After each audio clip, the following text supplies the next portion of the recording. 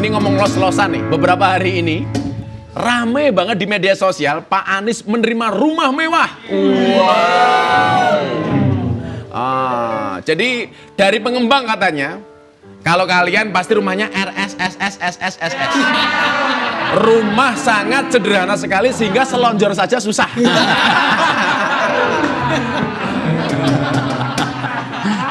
Ini mas, rumahnya mas. Ini mas. Wow. Ukurannya berapa tuh? Ukurannya berapa? Katanya 250 meter mas. Gimana itu mas?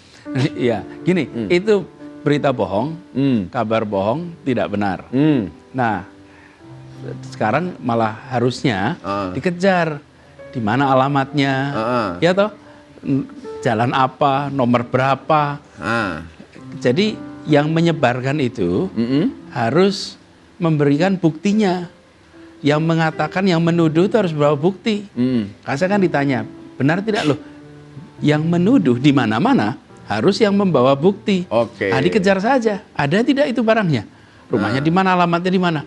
Jadi malah saya bilang sama teman-teman media juga, media bantu untuk dicek tuh, dicari di mana. Nah, ini hasil teman praktisi media sosial yang juga pendiri Drone Emprit, yaitu Ismail Fahmi, bilang bahwa rumah ini di kawasan Cipayung. Tapi disebut-sebut rumah ini ada di kawasan Kebayoran, Jakarta Selatan. Berarti udah nggak nyambung. Itu namanya jaga sembung bawa golok. Nggak nyambung blok. Loh, tapi ya Gus, saya bilang kabar rame di sosmed belum tentu itu fakta. Karena sebagian justru yang dikatakan sekarang bilang ini adalah kopi. Tapi kalau 1000 orang bilang kopi, dikira kopi betul. Dikira bener. Nah, padahal ini adalah air putih. Tapi karena semua orang ngomong kopi, tahunya kopi. Seakan-akan kopi.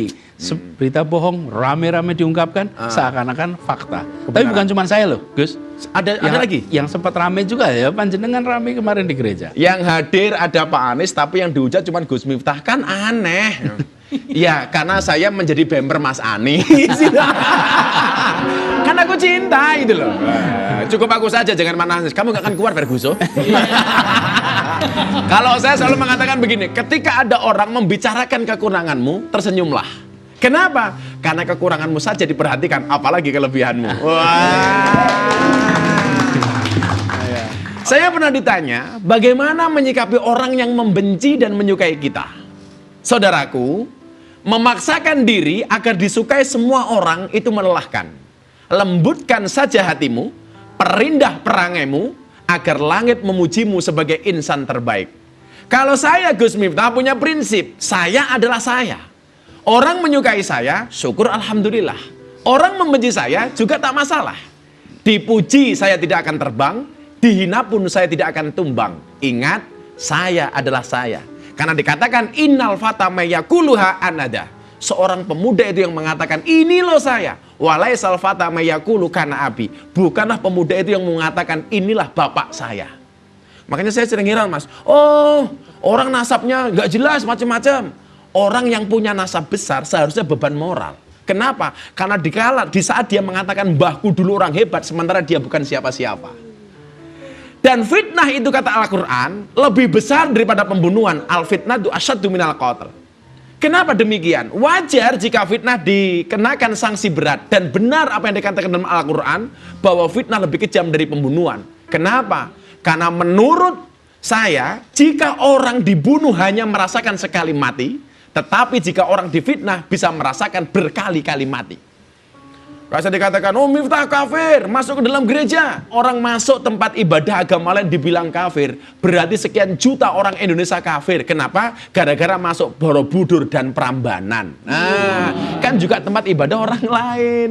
Bener nggak? Bahkan mereka masuk bayar dikafir-kafirkan, kasihan amat. Imam Ali bin Abi Thalib pernah berkata, barang siapa menyalakan api fitnah, maka ia sendiri yang akan menjadi bahan bakarnya. Maka hati-hati dengan lisanmu. Jangan bandingkan kepribadian saya dengan sikap saya. Kepribadian saya adalah siapa saya. Sikap saya terkandung siapa Anda. Oh, mau macam-macam sama saya? Oh.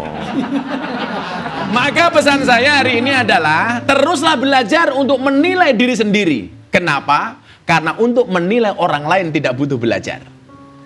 Ketika kalah dalam debat biasanya fitnah menjadi alat bagi pecundang. Maka Teruslah belajar supaya kemudian kita mempunyai banyak sekian alasan. Saya sering mengatakan Mas Anies, terutama untuk adik-adik saya barangkali hari ini belum bisa sekolah di sekolahannya. Saya sampaikan, orang yang niat belajar, apapun bisa menjadi pelajaran. Ya. Tapi orang yang tidak niat belajar, sedang belajar pun, dia tidak akan mendapatkan pelajaran. Jadilah orang-orang yang suka belajar. Amin Allahumma amin. Lah contohnya itu, kenapa suami itu emosi dengan istri? Karena hari ini banyak istri lebih cerdas daripada suami.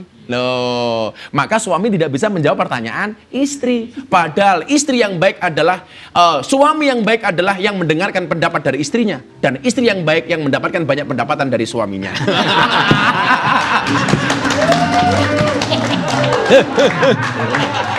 Nah, pemirsa, habis tausiah saya juga haus nih. Nih, saya mau minum. Saya minum Mas, ini bukan karena hanya di sini, tapi di rumah pun saya juga minum ini. Sobat Kepo, tahu nggak kenapa saya pilih Le Mineral? Le Mineral. Le Mineral ini bukan sekedar air minum biasa, tapi mengandung mineral alami berkualitas yang baik untuk tubuh. Nah, coba lihat deh ini. Kemasannya diproteksi ganda. Ada seal cap. Nih, di sini nih.